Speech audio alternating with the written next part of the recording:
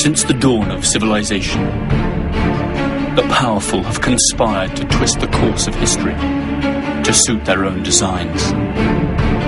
Like puppeteers, a few shadowy figures could still be pulling the strings of destiny for billions. Those who cry conspiracy are usually mocked at, because sometimes the truth is so obvious it goes unnoticed. Are those merely paranoid fantasies cooked up to feed the appetite of paperback readers and web surfers, but which bear no relation to reality? Or are we living out some perfectly executed plan? Wars, revolutions, social movements, terrorist attacks. Everything is given an official explanation, but perhaps nothing is what it seems to be. Let's dare to unveil the incredible world of secret societies.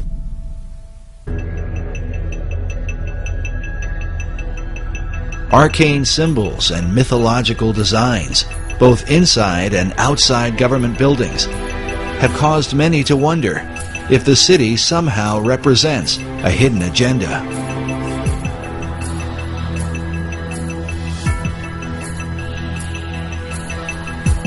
This becomes increasingly important as America's current place on the world stage ignites firestorms of controversy. As the United States is the most powerful nation on earth, many have wondered, what is America up to? Could the purpose of operations currently carried out by the U.S. government somehow be reflected in the design of its capital city? At the center of controversy are secret societies.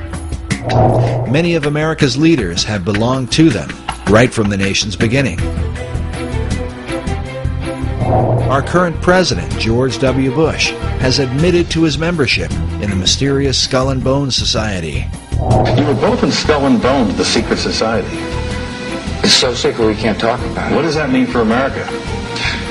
The conspiracy theorists are going to go I'm on. sure they are. I don't know. I haven't seen the web. Number 322? Skull and Bones has to be the most powerful, one of the darkest of all secret societies that exists on this planet. It is about greed and it is about power.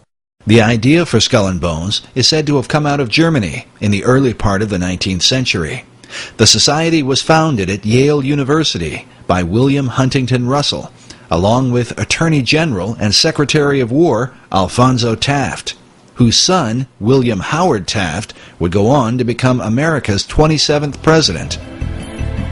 Some believe the Society's foundation demonstrates a clear link with what may be the oldest society of all, Freemasonry.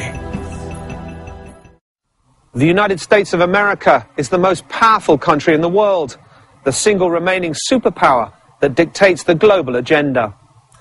But ironically, the political system of this champion of democracy was built under the guidance of mysterious fraternities and organizations we know little or nothing about.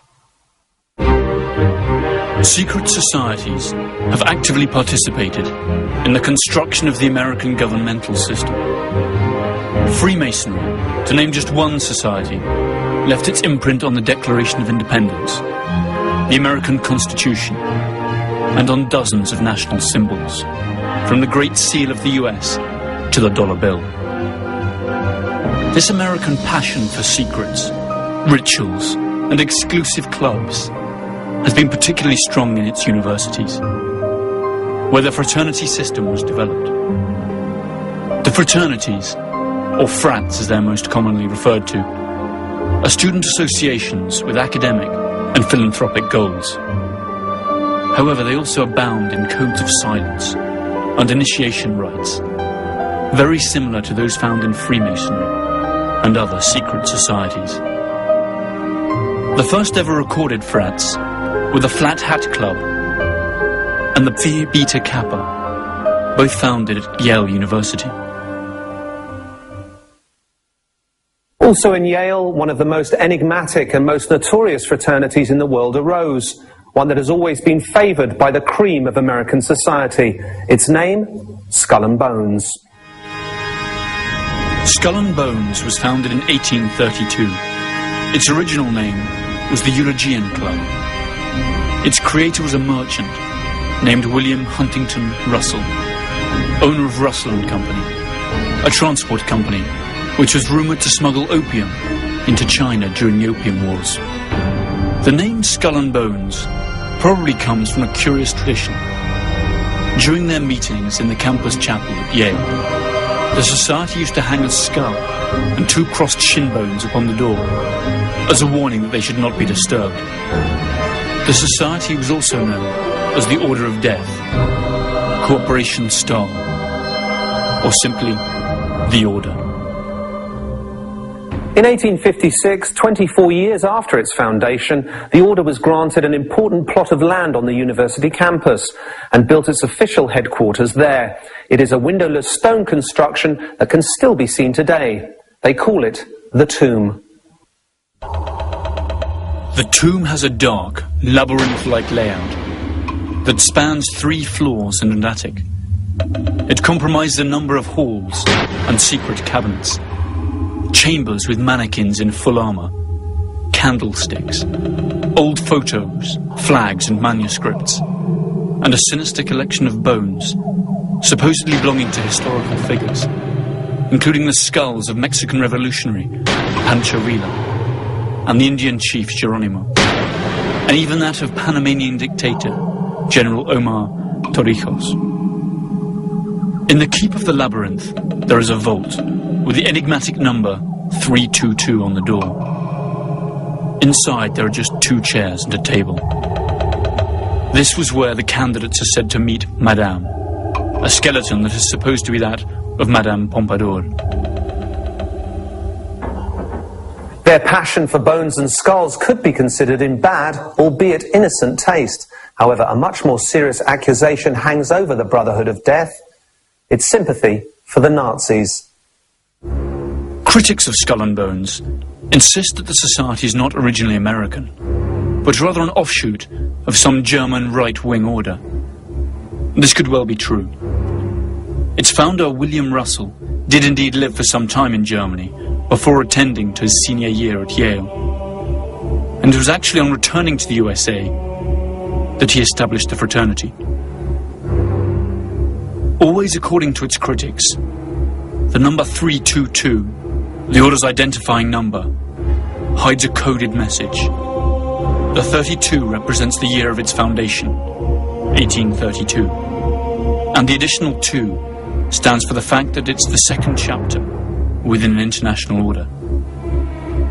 Alexandra Robbins, a Yale graduate and author of a book on the subject, stated that the society owns a valuable collection of Nazi objects and memorabilia, and eats its dinners off Hitler's private silver service. A large part of their liturgy is written in German.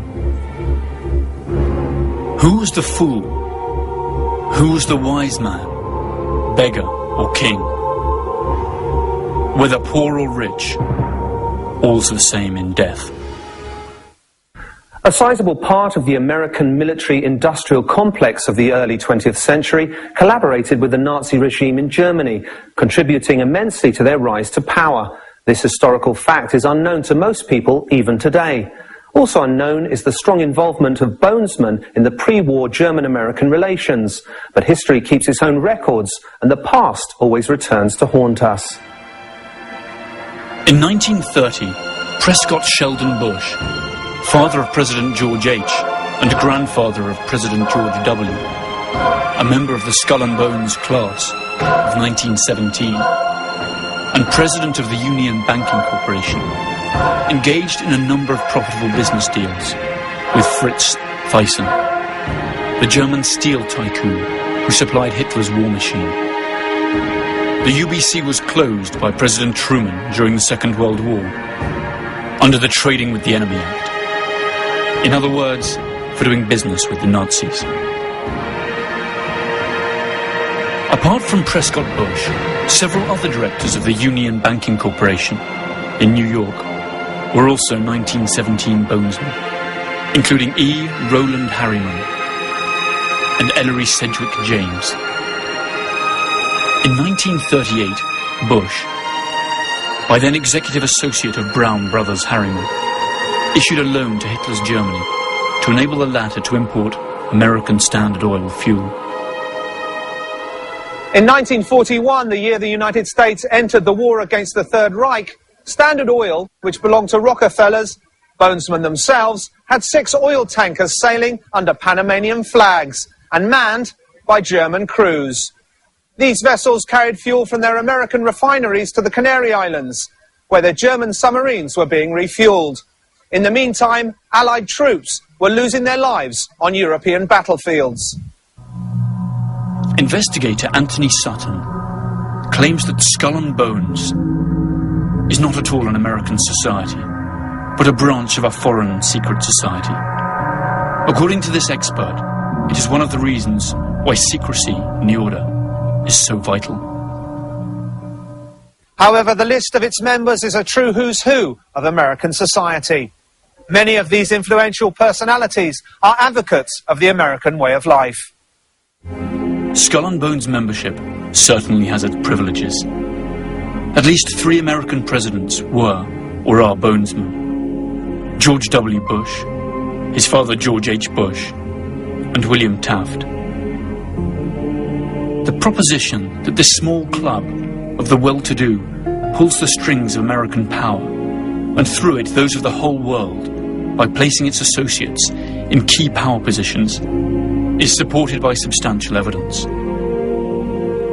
The elections of 2004 saw the almost impossible come true.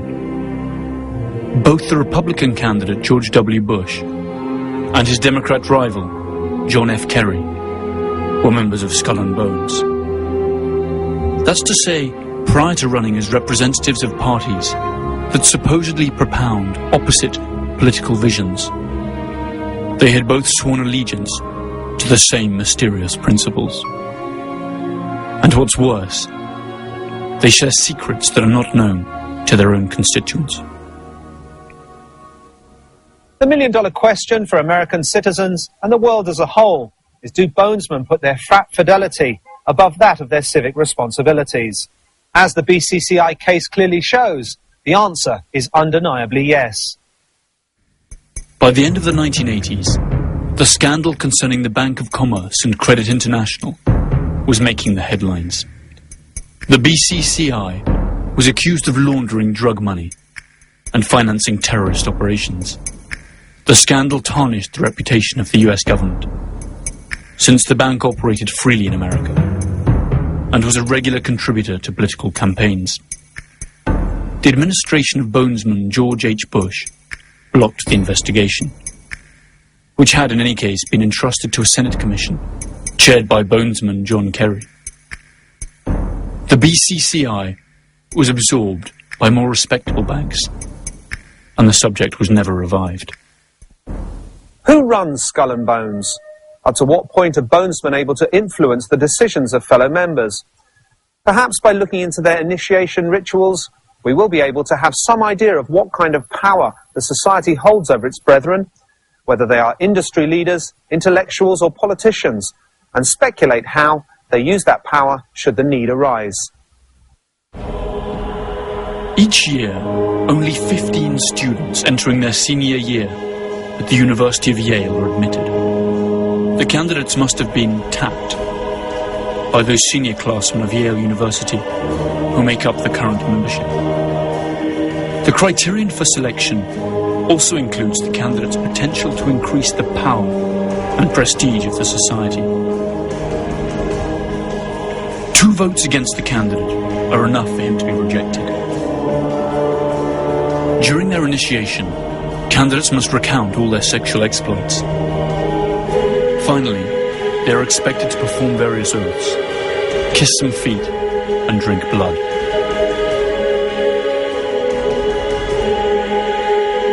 They then have to lie naked in a coffin, and, after masturbating in full view of the others, swear to never reveal their membership of the order. The candidates are then introduced to their future companions, who wear masks for the occasion. Uncle Toby, the Knights, the Small Devil, Don Quixote, and the Pope. Their ceremony ends with a grand party that lasts for hours.